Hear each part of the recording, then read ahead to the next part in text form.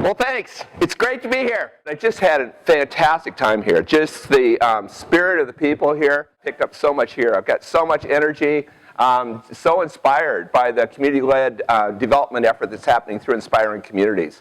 It's happening everywhere, down to Invercargill, all kinds of stuff happening there. Every place I've been, lots of people, and both community people and government recognizing we got to do work in a new way. If we're going to save the planet, if we're going to care for one another, all the things that are so important to us. So I just want to share our story from Seattle about how we moved in this direction. What I love about Seattle is our neighborhoods. We have over 100 neighborhoods. Our hills, our valleys, our water really define very distinct places. Each place usually has its own business district at its center. So here's one of our neighborhoods, Pioneer Square, one of our historic neighborhoods. And how many of you saw Sleepless in Seattle? Okay, so that's built around the Floating Homes Association, which is another one of our neighborhoods. So each neighborhood has its very own distinct character. And this is a typical house. This is in our Ballard neighborhood of Seattle. This particular house is lived in by a woman who's 85 years old. She lived in this house most of her life. A developer owned the property around her and offered to buy her house so he could put in a large new development. She said, "I'm not selling." He said, "I'll give you $1 million for that house." House is worth $150,000.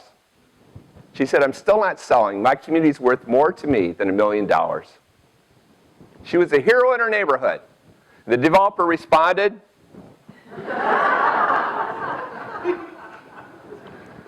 And this is kind of an extreme example, but it was something that was happening all over the city, where the city was growing in a big way, and people felt like growth was something that was being done to them and not with them.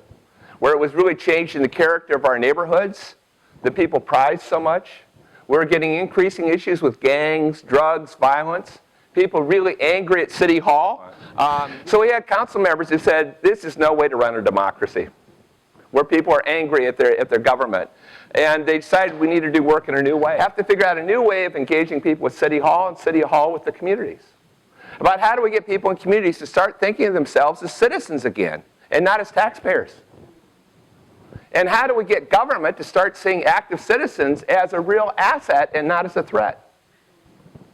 Huge paradigm shift. And we recognize it really took three major changes, three major paradigm shifts to get government to really be a good partner with our communities.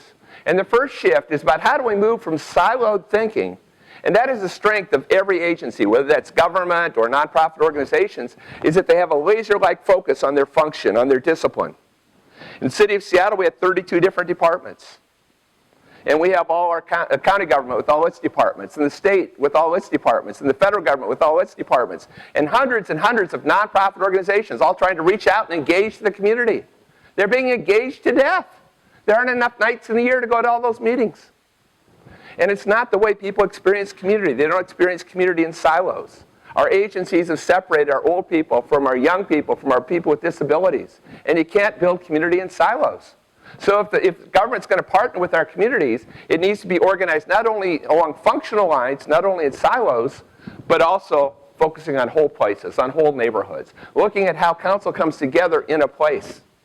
And one of the ways we did that was create a program of little city halls, 13 little city halls where people can do business with all layers of government and all of the nonprofit organizations, all in one location in their own neighborhood. And the key resource we have in each of these little city halls is somebody we call a coordinator. Somebody who works for the Department of Neighborhoods but works across all of the agencies and helps individuals and organizations access what they need, but also helps bring all those different factions in the community together so they can speak with one voice, develop more consensus, and be really good partners with local government. A second major paradigm shift that government needs to make if it's going to partner with our communities is to move from this map of our neighborhoods to this map. Too oftentimes we say agencies need needs. If there weren't needs in the community, a lot of people in this room would be out of work. And thank God we've got local government and agencies because there's some things communities don't do so well. So in order to help communities, the first thing that local government does and other agencies is do a needs assessment to figure out what are all the problems in the neighborhood.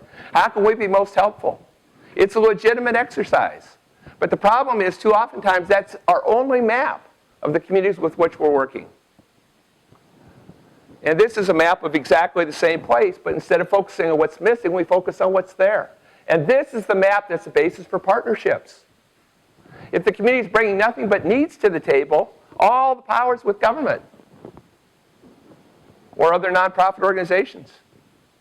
When the community brings its strengths to the table, then they come as equals. They come as real partners. And there's real value in local government partnering with the community because they're actually bringing something of value to the table.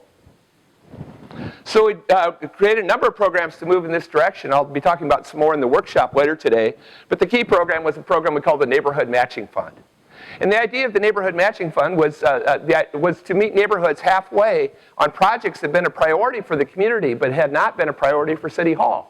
Part of the reason our neighborhood groups are so angry at City Hall was they said, you're always funding big projects downtown, and you're not supporting our priorities in our neighborhoods. And the city's excuse was, look, if we funded your project, we'd set a precedent. We'd have to do it for all the neighborhoods. We can't afford to do it for all the neighborhoods, so we won't do it for any neighborhood. So he said, for those kind of projects have been a priority for the community but haven't been a priority for City Hall, let's meet the neighborhood halfway. Let's provide a cash match from the city in exchange for the community's equal match of cash or volunteer labor or donate goods and services. Let's make this available to any group of neighbors so they don't have to go through those gatekeepers in the community. Just any group of neighbors that wants to come together to do a project. They don't have to be incorporated. They don't have to have nonprofit status. Let's just fund one-time projects because the idea is to build capacity rather than to create dependence. And how about if all the funding decisions are made by the neighborhood leaders themselves? So I took this idea to our council, asked for $150,000 for the program. Really controversial idea. Why should we put any money into projects that aren't our priority?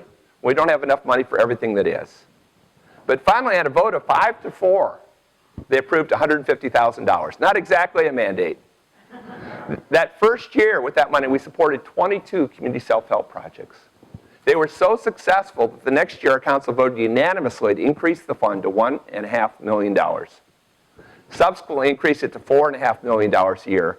So we support about 400 community self-help projects every year. We celebrated the 20th anniversary of the matching fund in Seattle 3 years ago. And over that time, more than 4,000 projects have been completed. There's evidence of them in every neighborhood, greatly reinforcing what's special about each place, contributing to the quality of life in each place.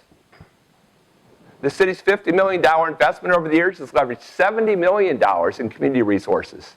Under the old model where people were looking to government to do everything, never would have been tapped. But the best benefit is it's newly involved tens of thousands of people in community life because we've finally given people a way to get involved other than going to meetings. And believe it or not everybody likes to go to meetings.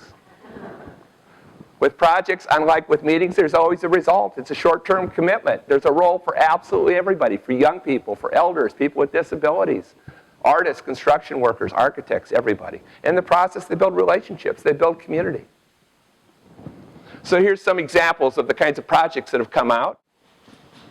This is my neighborhood, Columbia City. This is the business district, beautiful historic business district. But soon after I moved in 1976, the neighborhood started to go downhill. And I like to think it wasn't just me, that it was the mall, that it was big box retail, but the typical thing that's happened to so many of our main streets, where we're losing our businesses. Right? So we just lost one business after another. And by 1995, most of the storefronts were boarded up. We actually had more business going on outside of the stores than inside, with prostitution and drug dealing. And so the community used the matching fund to do a whole series of projects. I'm not going to show all of them, but there are a couple of them I'd like to point out. There was one block in this historic district we couldn't get any businesses to come into. We kept trying to market it. Nobody would touch it. Finally, somebody said, hey, if we can't get real businesses, let's pretend. So what kind of business would you like? And somebody said, I want an ice cream store. So painted the boarded up doors and windows to make it look like there was an ice cream store. Somebody said, well, that's cool, but I'd like a hat shop, and I want a dance studio, and I want a bookstore. So painted that entire block to make it look like there were businesses. People got excited. Cars were stopping. People wanted to get out and shop. Within a year, we had to take down every one of these murals because real businesses wanted to get in on the action. So this is what it looked like 1 year later with an Italian deli, with a brew pub, with a co-op art gallery that also came out of the Neighborhood Matching Fund. You go to Columbia City today, no empty storefronts. Building new mixed-use development to keep up with demand. And everything that happened here built on the community's resources, built on the community's ideas. Incredible untapped potential in our communities. The final change that the local government needs to make, if we're really going to partner with our communities, is that in addition to driving the government's agenda and doing things top-down, also need to be open to doing things in a way that is community-driven. Yeah, all right. So there are some things council absolutely has to drive, right? You don't want neighborhoods one at a time enforcing the laws. You don't want neighborhoods one at a time finding the transportation system. But there's so much that could be better done if it was community-driven. So our neighborhood group said, this is fantastic. You've empowered us to do these projects, but if you really wanted to give us power, you'd give us the power to plan. Our mayor said, we're going to do bottom-up planning as a way to figure out how to implement our council plan. So the keys to our neighborhood planning is that we do have a council plan that provides a framework for our neighborhood plans, that sets the policies. But the community can initiate the planning themselves. That always makes all the difference. When it's the community's idea, they're going to make it work. Secondly, we would not fund any community group to do a plan until they brought all the stakeholders together. We said we want everybody involved. We want renters, we want business owners, we want property owners, major institutions. We want all the new immigrants involved. And to prove that everybody's been involved, we're going to mail that plan out to everybody in the neighborhood, and they can vote that plan up or down.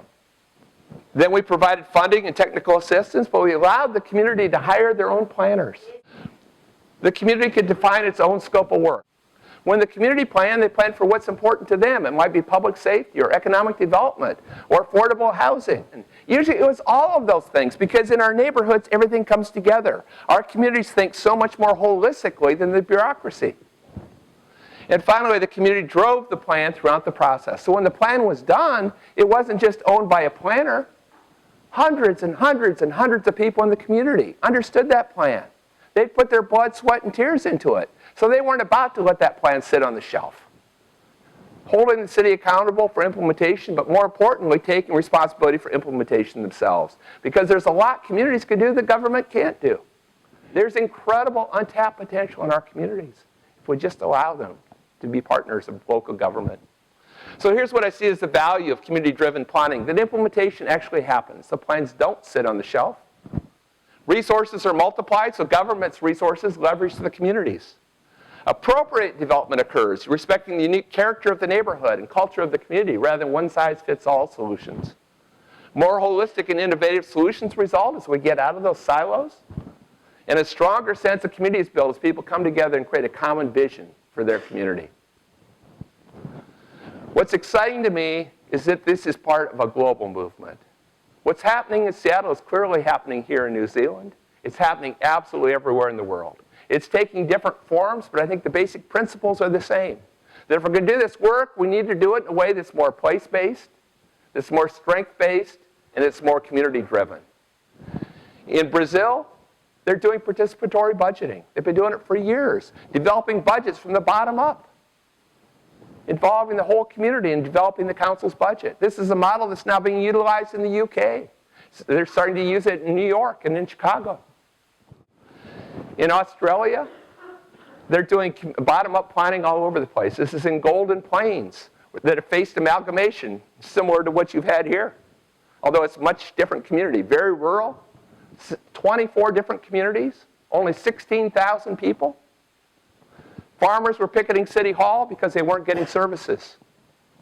Their council said, we're going to do bottom-up planning because we don't have any money. So they empowered all 24 communities to develop their own plans. 4,000 of 16,000 people got engaged. When the plans were done, 600 people stepped up to implement those plans using community resources. They implemented 96% of the recommendations. Now Golden Plains has the highest approval rating of any local government in the state of Victoria, because they brought the community in, because they took democracy seriously. So in closing, the hallmarks of government-community partnerships are to be neighborhood-focused, strength-based, community-driven. It's a huge paradigm shift, but it's so worth it. There's so much that communities can do that government can't do. And there's so much that communities and government can do when they're working together in real partnership. If we rebuild our democracy, rebuild our sense of community, that's the only way we're going to deal with climate change, with the economic crisis. and with bringing meaning and care back into our lives. So thanks so much. Thanks for coming out this morning, and thanks for all you do here for being such an inspiration.